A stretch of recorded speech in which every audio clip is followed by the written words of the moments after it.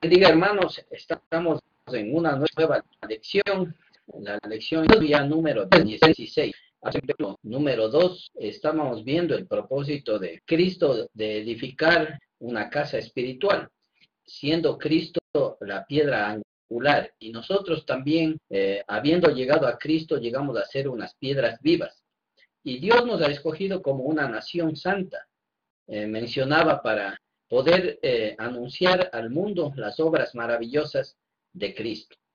Pero también esto implicaba el hecho de que hemos llegado a ser una nación de Dios y debemos mantenernos una buena conducta ante los incrédulos, abstenernos de todos los deseos y pasiones, para que aquellos que siempre están deseando y queriendo hacernos el mal, no encuentren un pretexto para en realidad hacerlo.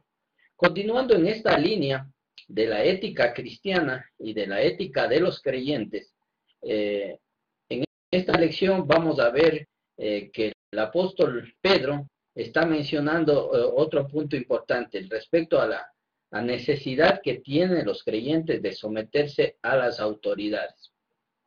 Ahora, esto no es fácil para nosotros o para los seres humanos.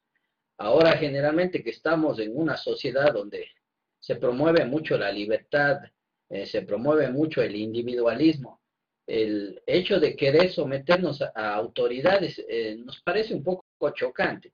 Pero el apóstol Pedro va a estar mencionando que el creyente debe someterse a las autoridades. Ese es uno de los puntos importantes que necesita el creyente saber. Ahora, ¿cuál es la razón que necesitamos someternos a las autoridades? Pedro dice, por el Señor. El Señor en realidad es la parte importante que nos debe llevar a nosotros a movernos o debe estar acorde a nuestra conducta. El Señor maneja y digamos es la parte central por la cual nosotros debemos hacer lo que hacemos.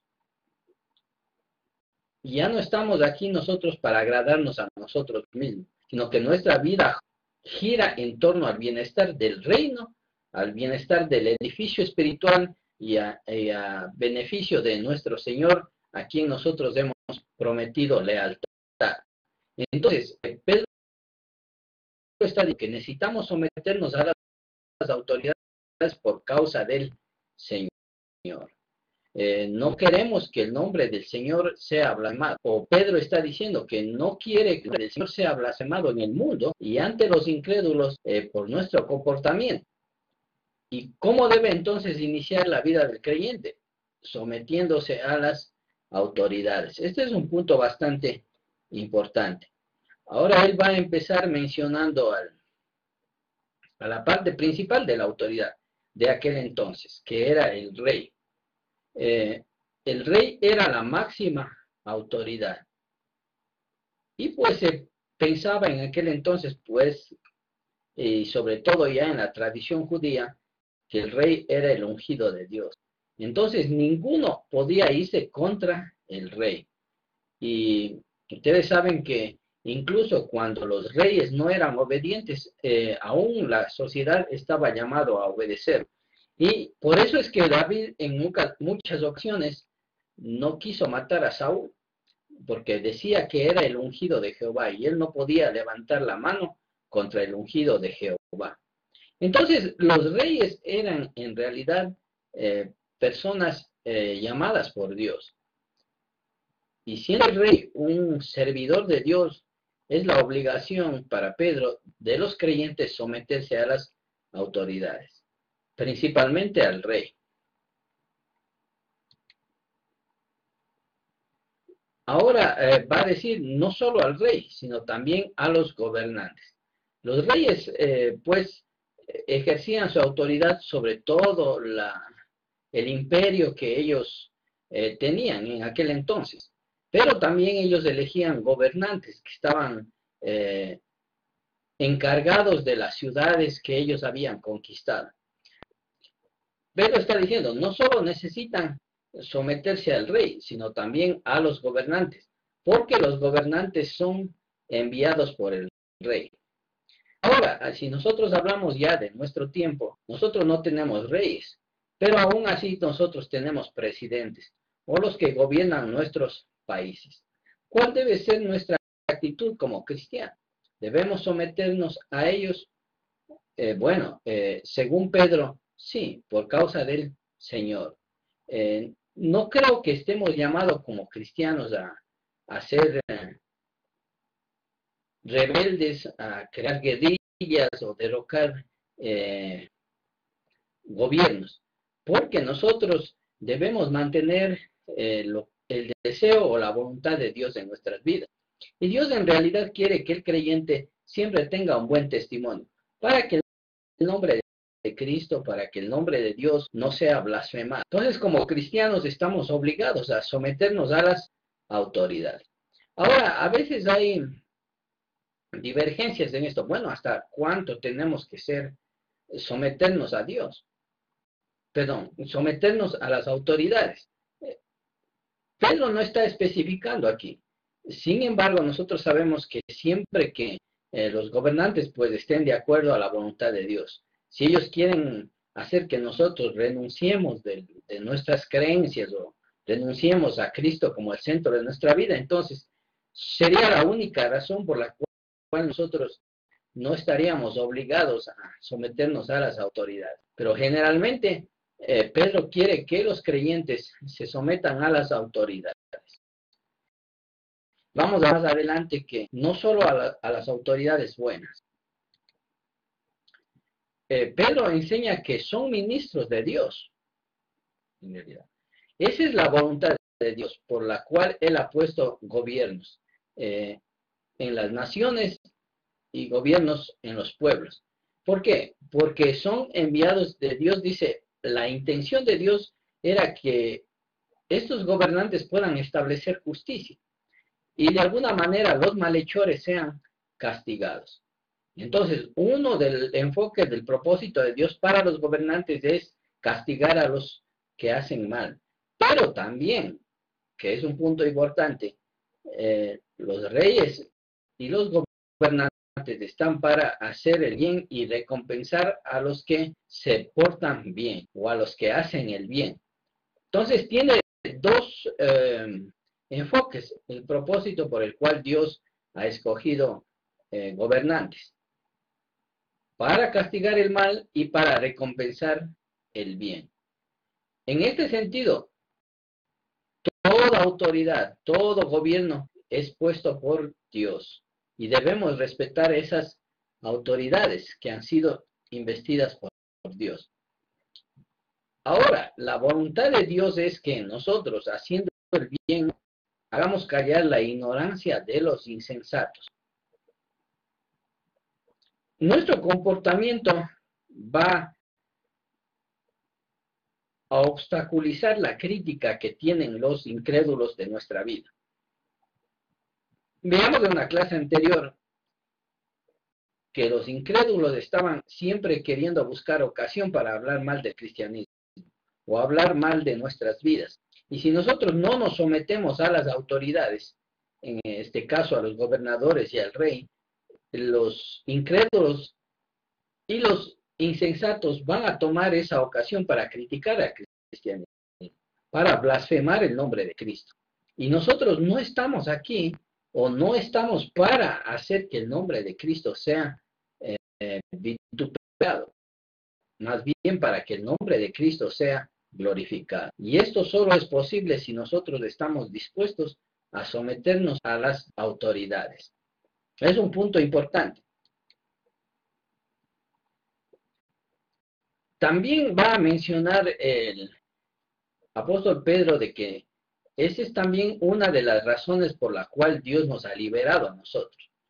A veces nosotros podemos utilizar esa libertad que se menciona en el Nuevo Testamento que tenemos en Cristo como un pretexto para hacer las cosas malas. Pedro está negando esta posibilidad. O sea, la libertad que nos ha dado Cristo no es para hacer el mal. O no utilicemos esa libertad como pretexto para hacer cosas que son incorrectas. A veces yo oigo y escucho a algunos hermanos siempre mencionando la gracia para respaldar cosas que la naturaleza de la carne tiene deseos y para satisfacer nuestros deseos. Pero precisamente Pedro está diciendo que no hagamos eso. En realidad la libertad que Cristo nos ha dado es para hacer el bien, para servir a la justicia, para hacer cosas que agradan a Dios, para hacer cosas que glorifiquen el nombre de Dios, pero no para pretexto y hacer cosas que a nosotros nos gusten bajo el deseo de la carne. Entonces somos libres en este sentido. Ahora, decía yo, esa libertad también, el enfoque es para que dediquemos nuestras vidas al servicio de Dios. Por eso somos una nación santa, un pueblo que ha sido sacado del mundo para consagrar su vida al servicio de Dios. Ahora, si eso hablamos de la congregación o eso hablamos de los cristianos, ¿qué podemos decir de aquellos que estamos estudiando o aquellos que están preparándose para un ministerio? La vida del ministro, la vida del evangelista, del que está al frente de la congregación, es una vida enteramente consagrada al servicio de Dios. Han sido escogidos para un servicio especial. Y eso nos cuesta a veces entender. Y a veces nosotros siempre estamos divagando en nuestra mente cuál es nuestro propósito en la vida. Pero no hay otro propósito sino el servicio a Dios. Y para ello Dios nos ha elegido a nosotros. Va a mencionar el apóstol Pablo también en alguna ocasión. Hemos sido libres del pecado para ser siervos de la justicia. Libres del pecado para servir a lo que es correcto, no para hacer cosas malas. Algunos estaban mal interpretando en realidad esa libertad. Y Pablo tuvo que en una ocasión también llamarles y amonestarles mucho la atención a los hermanos. Porque muchos estaban diciendo que vivimos bajo la gracia, entonces sigamos pecando para que la gracia sobreabunde. Pablo dice, yo nunca he dicho eso, pero muchos estaban utilizando ese dicho de Pablo de que ahora somos salvos por gracia, o un pretexto para hacer las cosas malas, las cosas que satisfacen a la carne. Aquí nuevamente Pedro está mencionando lo mismo, diciendo somos libres del pecado, pero no para hacer el mal, sino para servir a la justicia. Ahora estamos consagrados dentro de la iglesia y somos llamados para servir a Dios. Ese es nuestro enfoque, eso es el propósito de la iglesia, es el propósito de la casa espiritual.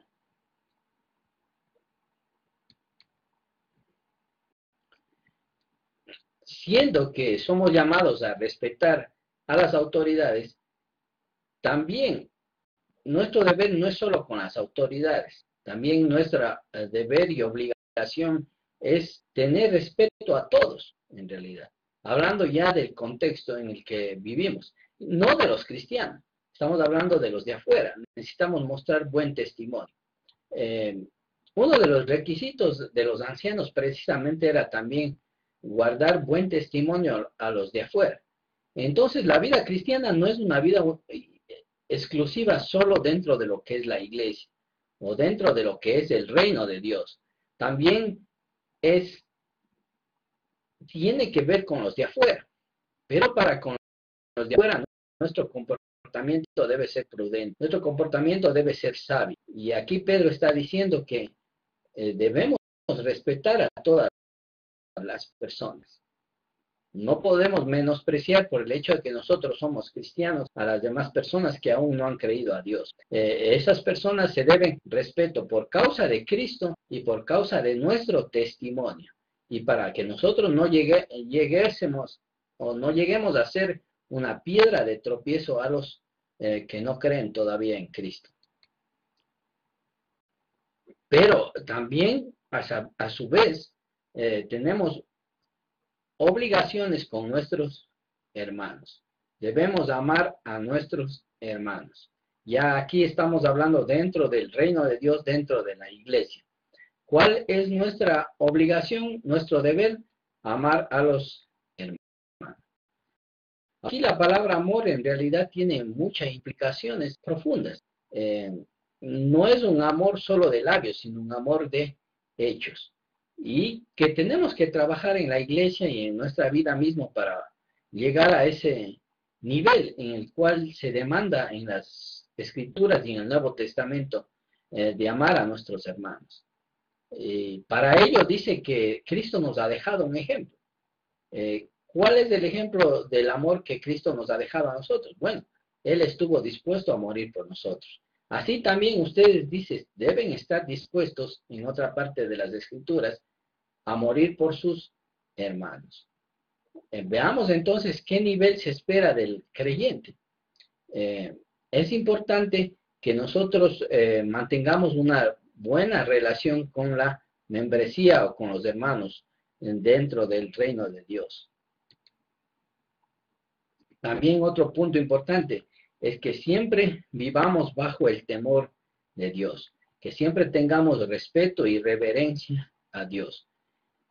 No podemos jugar con Dios. A veces, cuando nosotros venimos del catolicismo, venimos del cristianismo, ya no mostramos tanta reverencia a Dios como a veces se nos inculca dentro del catolicismo. Si nosotros, por ejemplo, vamos a un templo católico y vemos que entra la gente, nosotros nos llama la atención con qué reverencia ellos entran al templo, porque saben que la presencia de Dios está ahí. Entonces ellos entran con mucho cuidado y bulla de niños no se encuentra. Pero si nosotros vamos a una iglesia de Cristo y ya hablamos de una iglesia medio grandecita, vamos a ver la irreverencia que a veces existe. A veces no hay temor a Dios. Pedro está diciendo de que nuestro compromiso es con los de afuera, con la iglesia, pero principalmente con Dios. Siempre debemos ser respetuosos con Dios. No debemos perder ese respeto a Dios. Nos va a ayudar eso en el crecimiento de Dios, en la adoración también y en la alabanza a nuestro Dios. El temor a Dios nos va a infundir un respeto y una obligación moral a Dios.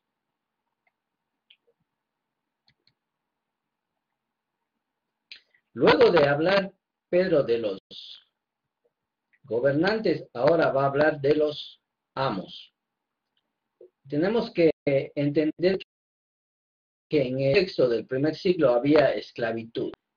Ahora, mucho del problema y del pensamiento para nosotros comprender es ¿por qué Dios permitió la esclavitud? Bueno, no es que Dios haya permitido la esclavitud. Lo que pasa es que los hombres establecieron el sistema o Dios tuvo que trabajar dentro de este sistema.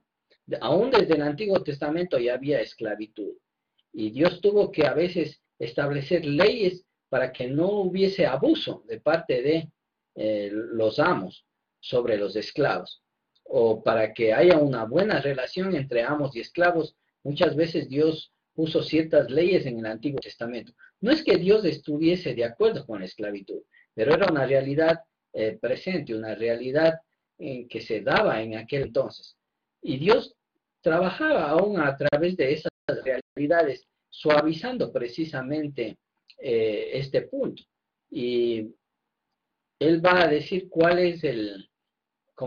debe ser el comportamiento de los esclavos frente a sus amos. Ahora, si someterse a las autoridades era difícil, siendo cristianos, o cómo sería someternos a un amo, siendo que a veces los amos tenían derechos sobre la vida del esclavo, y los amos tenían aún derecho de quitar la vida a un esclavo, y a veces las leyes lo permitían. Pero ya uno convertido a Cristo debería rebelarse contra los amos. Bueno, Pedro va a decir que no, que es importante que el creyente se someta a los amos. De la misma manera que dijo que debe someterse a las autoridades, está diciendo a los esclavos que se sometan a sus amos. Ahora hay un punto importante. Dice, no únicamente a los buenos. Porque es fácil, pues, someterse a las autoridades que son buenas o a los amos que son buenos. Pero cuando se trata de amos eh, difíciles, parece que aún desde ese entonces creaba resistencia en las personas. Y a veces los esclavos huían, como fue en el caso de la epístola a Filemón. Ahí se narra un esclavo huyendo de la casa de su amo. Y Pablo le encuentra, se convierte al cristianismo y le manda nuevamente a la casa de su amo, pero ya le manda con una recomendación. Vamos a estar estudiando esa epístola más adelante. Pero la obligación del cristiano era someterse a los esclavos, nuevamente por causa de Cristo. Someterse, perdón, a los amos.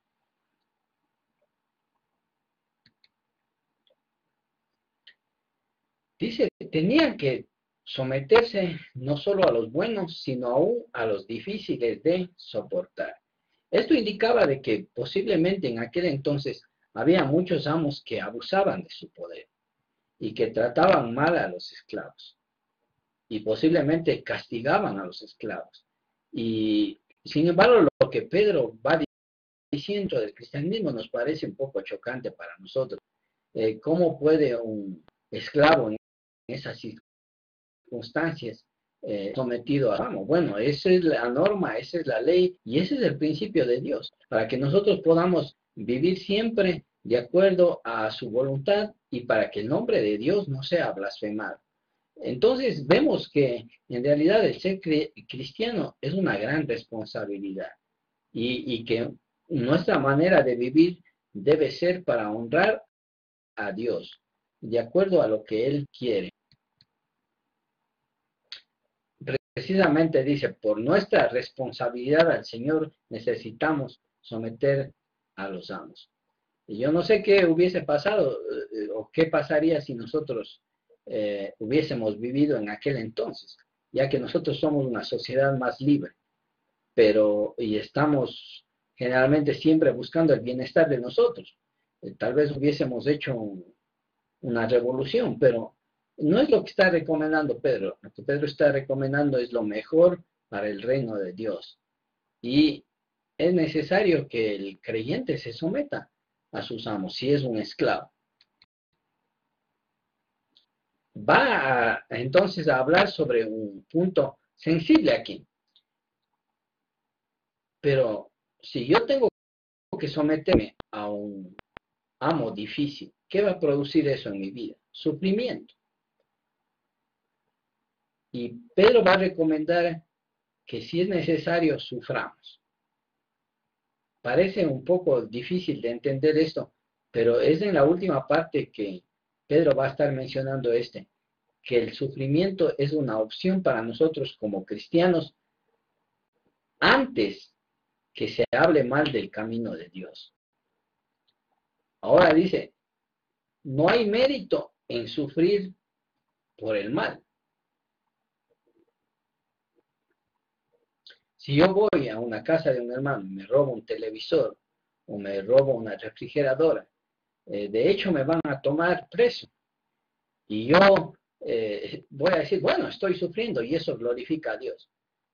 Eso no es una manera de sufrir bajo la voluntad de Dios. El sufrimiento que Dios quiere es un sufrimiento a causa o por temor a Dios, para que el nombre de Dios no sea vituperado.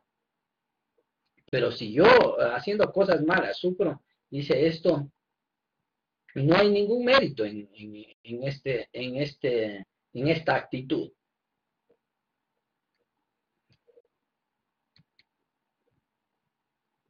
Pero hacer el bien es reconocido delante de Dios. Sufrir por hacer el bien es reconocido delante de Dios.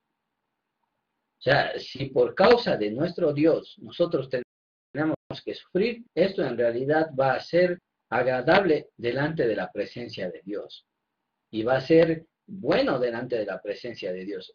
Por eso es que en el primer siglo hubo muchos mártires que morían cantando.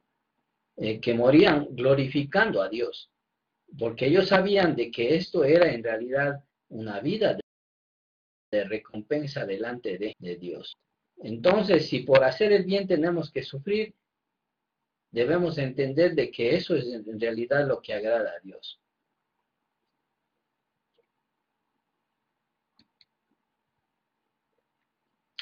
Va a mencionar el apóstol Pedro que Cristo es el mejor ejemplo de esto. Cristo es el mejor ejemplo de sufrimiento. Y sabemos que, pues, el sufrimiento que Cristo tuvo, ninguno de nosotros lo va a tener. Pero Él, a pesar de ser el Hijo de Dios, pasó el sufrimiento. Con mayor razón nosotros. Ahora, se oye generalmente ya en las prédicas modernas, en determinadas denominaciones, que se lanza al mundo un cristianismo de pura prosperidad, de pura felicidad, de puro gozo, de pura dicha. Pero sin embargo, Pedro no menciona el cristianismo de esa manera, y eso lo está diciendo ahora. A veces el cristianismo, por causa de Dios, tiene que sufrir. Incluso van a poner el ejemplo de que Cristo mismo sufrió. Cristo mismo padeció. Entonces, parte del cristianismo es el sufrimiento. Ahora dice que Cristo sufrió y nosotros tenemos el mismo propósito que Cristo. O debemos pensar que tenemos el mismo objetivo de Cristo. Está hablando respecto al sufrimiento. No debemos pensar de que el cristianismo es solo una vida de paz y una vida de felicidad. O sea, va a haber esos momentos, pero también al ser parte de Cristo vamos a tener también parte en el sufrimiento. Y Pedro va a decir de que Él nos ha dejado un gran ejemplo para que nosotros podamos seguir sus huellas. Entonces, ¿para qué estamos llamados aquí? Para seguir las huellas de Cristo. ¿Y cuáles son las huellas o el ejemplo que Cristo ha dejado? El sufrimiento. Es parte del cristianismo. Si yo por hacer el bien tengo que sufrir, esto en realidad es aceptado delante de Dios. Ahora, si nosotros seguimos las huellas de Cristo, ¿a dónde nos lleva esas huellas? Es un punto que necesitamos pensar. Esa dirección va a la cruz. Nosotros generalmente siempre estamos cantando, quiero seguir las pisadas del Maestro, pero no nos detenemos a pensar a veces a dónde lleva esas huellas de Cristo. Sabemos que las huellas de Cristo nos llevan hacia la cruz. Significa muerte, significa sufrimiento. Y Pedro lo que está enfatizando es aquí. A veces es necesario que el creyente sufra. Pero que el creyente sufra no por hacer las cosas malas, sino que el creyente sufra por hacer las cosas buenas y por agradar a su Señor. Ahora va a mencionar un punto, otro aspecto de Cristo. Nosotros podemos pensar en el sufrimiento del pecador, pero Cristo sufrió a pesar de que Él nunca cometió un pecado. Ahora, el sufrimiento dentro de nosotros como seres humanos es parte, o en su mayor parte es a causa del pecado. O sea, cuando vino el pecado al hombre, también vino el sufrimiento. Es una consecuencia del pecado. Pero Cristo no sufrió. Perdón, pero Cristo sufrió a pesar de que no cometió pecado. Pero a causa de nuestro pecado Él sufrió. O sea, Él llevó nuestros pecados sobre sí y sufrió a causa de nuestro pecado. Pero también dice que Dios decidió que Él sufriera para dejarnos de ejemplo a nosotros, pero también para que Él aprendiese lo que es el sometimiento a la voluntad de Dios. Entonces, a pesar de que él no cometió pecado, tuvo que sufrir. Y eso tenemos que comprender nosotros. Mayor razón nosotros debemos resignarnos a veces, o debemos tomar la decisión de sufrir en algunos casos, por causa de Cristo, porque somos pecadores. Debería haber una razón más grande por la cual debemos aceptar el sufrimiento como parte de nuestra realidad. Ahora, otro punto importante. Dice que a pesar de sufrir, Cristo nunca pagó mal por mal. Generalmente nosotros, en nuestra naturaleza carnal, siempre vamos a buscar la venganza, o siempre estamos esperando de que si alguien me hace algo, yo voy a responder de la misma manera. No fue esta la actitud de Cristo. Cristo nunca pagó mal por mal. Dice, no insultaba a los que le insultaban. Al contrario, vemos a Cristo a veces en la cruz orando por aquellos que le estaban crucificando, diciendo, Padre, perdónales porque no saben lo que hacen. Entonces, nunca estuvo en el ser de Dios o en el ser de Cristo el vengarse. Y tampoco usaba la amenaza, dice la nueva versión internacional. A veces generalmente los hombres estamos acostumbrados, bueno, ahora que me hiciste eso, ya vas a ver lo que te va a pasar. Y siempre estamos mencionando la manera en cómo vengan o cómo amenazar. Podríamos decir que Cristo tuvo mayor razón para poder amenazar porque era el Hijo de Dios. Y el momento en que Él murió, asumió nuevamente esa potestad. Y es ahora quien gobierna todo el universo. Y Él podía haber utilizado la amenaza. En algún momento yo voy a reinar y van a ver lo que les va a pasar. Sin embargo, Él no lo hizo. Dice, nunca pagó mal por mal. Oró pidiendo a Dios perdón por los que le estaban crucificando. Y sin duda Él estaba cierto de que si Él pedía perdón a Dios, Dios le iba a escuchar. O sea, no lo hizo hipócritamente, sino que Él en realidad estaba pidiendo perdón por todas las personas. Ahora hay un punto importante más en Cristo que necesitamos aprender los creyentes, en que todo dejó en manos de Dios. No quiso tomar venganza él mismo, no quiso insultar él mismo, sino que encomendó al Padre y puso todo lo que estaba ocurriendo en manos de Dios. Es interesante este ejemplo que Cristo nos deja, para que nosotros también aprendamos a poner las cosas de nuestra vida en Dios. A veces no necesitamos nosotros actuar, porque a veces podemos actuar mal. Y cuando alguien nos hace mal, no debemos buscar venganza, sino poner en manos de Dios. Porque Él es el juez que puede discernir mejor las cosas y discernir las intenciones del corazón de los hombres. Nosotros como seres humanos podemos equivocarnos en nuestro juicio, pero Dios nunca va a equivocarse en su juicio. Y en realidad, tarde o temprano, Él va a establecer la justicia, o va a ser el juez de determinados casos, en los cuales para nosotros es difícil. Ahora, yo sé que por nuestra naturaleza nosotros generalmente siempre estamos buscando la venganza, pero lo que Cristo nos está enseñando es que no actuemos de esa manera, sino que nos preparemos a sufrir así como Cristo sufrió. Ahora, ¿por qué sufrió Cristo? Bueno, por darnos a nosotros sanidad espiritual. El ser humano, la humanidad estaba enferma espiritualmente. No había esperanza para la humanidad.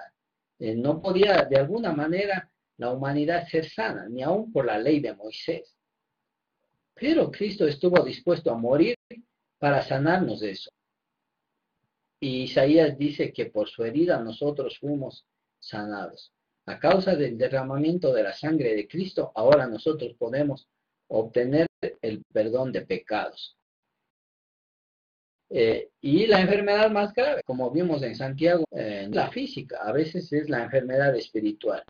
Pero Cristo estuvo dispuesto a morir en la cruz para darnos de esa sanidad espiritual a cada uno de nosotros. El pecado fue puesto en su cuerpo en la cruz. Nuestras enfermedades fueron puestas en el cuerpo de Cristo en la cruz. Él llevó nuestras enfermedades y nosotros adquirimos la justicia que Él recibió a causa de su acto. Entonces, Él lleva nuestros pecados y nos hace a nosotros santos, a causa de su justicia, no a causa de lo que nosotros hacemos, o a causa de lo que nosotros podríamos hacer, sino a causa de que hemos creído en Cristo y de que Él llevó nuestros pecados. Ya nuestros pecados ahora son perdonados delante de Dios por medio de Cristo Jesús. Ahora, eso tiene un objetivo en nuestras vidas, menciona Pedro. Si Cristo murió por nosotros, si Cristo llevó nuestras enfermedades, eso implica que nosotros también tenemos que morir. Pero nuestra muerte no es física, sino nuestra muerte es al pecado. O sea, no debemos dejar que el pecado reine en nuestro cuerpo. Tenemos una lucha contra el pecado. Mencionábamos en capítulos anteriores, tenemos que resistir al adversario, al enemigo, al diablo que quiere destruir nuestras vidas. Es una lucha a muerte y también una lucha hasta que partamos de este cuerpo. Tenemos que morir al pecado y vivir a la justicia. ¿Para qué morimos al pecado? Para ahora ya no dedicarnos al pecado, sino para servir a Dios, para servir al reino, para servir a los propósitos de Dios y las intenciones de Dios en este mundo. Para ello Dios nos eligió como una nación santa, como un pueblo de Dios. Ahora, mencioné yo en la introducción de que las iglesias mayormente estaban formadas por gentiles. Y lo que Pedro va a mencionar, pues, respalda este hecho. Dice, todo esto ha acontecido en Cristo y Dios ha sanado el cuerpo y las enfermedades de los que se han convertido a Cristo, sobre todo las enfermedades espirituales. Y él está comparando, dice, antes ustedes eran ovejas descarriadas. Ustedes saben que los judíos consideraban a los gentiles como lejos del pueblo de Dios, sin la ciudadanía de Dios. Dice, ahora ustedes tienen que actuar bien porque antes ustedes eran ovejas descarriadas, no eran parte del redil. Dice, mas ahora han vuelto al pastor de ovejas. En realidad, los gentiles eran considerados otro redil y se profetizó en el Antiguo Testamento acerca de que Dios iba a llamar a otro redil. Y precisamente se trataba de los gentiles. Y está diciendo, a pesar de que ustedes estaban descarriados antes, estaban sin Dios, ahora Dios les ha traído nuevamente dentro del redil y dentro del gran pastor que es Cristo. Eso eran ustedes antes, por eso es que ahora ustedes no deben vivir para el pecado, sino vivir para Dios. Y ahora Cristo se ha constituido en el obispo de las almas. Es el sacerdote que está cuidando de nuestras almas, intercediendo por nuestras almas y buscando la manera en cómo nuestras almas siempre estén agradables delante de Dios, como un esposo, dicen algunas, en otras partes del Nuevo Testamento. Él quiere presentarnos limpios delante de Dios y ante su intercesión por cada uno de nosotros. Es lo que le está recordando el apóstol Pedro a ellos, que en realidad deben sufrir por causa de Cristo y estar dispuestos a sufrir, mostrando un buen ejemplo a los demás. Puesto que antes nosotros vivíamos sin Dios, pero ahora ya Dios nos ha llamado a ser parte de ese redil y nos ha dejado un ejemplo de sufrimiento. Con esto vamos a ver el bosquejo del capítulo y con esto termina Pedro el capítulo 2. El bosquejo en realidad está dividido en 7 puntos que va tocando algunos aspectos importantes, como es la motivación al crecimiento, desde el versículo 1 al 3. Pedro motiva a los hermanos a crecer. También menciona acerca del edificio, edificando la casa espiritual desde el 4 hasta el 8. También habla de la misión de los santos, para qué Dios nos ha llamado, cuál fue su propósito, qué es lo que quiere de nosotros, qué debemos de hacer. Habla de nuestra conducta ante los incrédulos del versículo 11 y 12. Habla de la necesidad de someternos a las autoridades, como hemos visto en esta lección. También la amonestación a los esclavos a someterse a sus amos, del versículo 18 al 20. Y de Cristo como el ejemplo de sufrimiento, para que nosotros también sigamos sus huellas, del versículo 21 al 25. Vamos a hacer una sinopsis breve del capítulo. Dice así: Pedro motiva a los hermanos al crecimiento, ya que Dios está edificando una casa espiritual. Los creyentes tienen la obligación de compartir con el mundo las obras maravillosas de Cristo. Deben mantener una conducta ejemplar ante todos.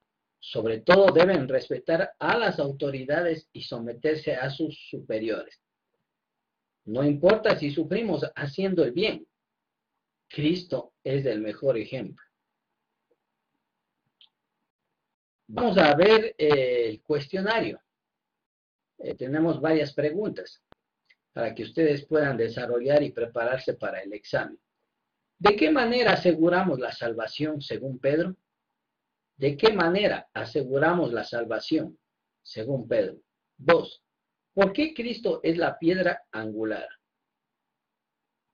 3. ¿Cuál es nuestro objetivo como piedras vivas? ¿Cuál es nuestro objetivo como piedras vivas? 4. ¿Para qué debemos mostrar buena conducta ante los inconversos? ¿Para qué debemos mostrar buena conducta ante los inconversos? 5. ¿Por qué debemos someternos a las autoridades humanas? ¿Por qué debemos someternos a las autoridades humanas? 6. ¿Cuál es el verdadero concepto de libertad para Pedro?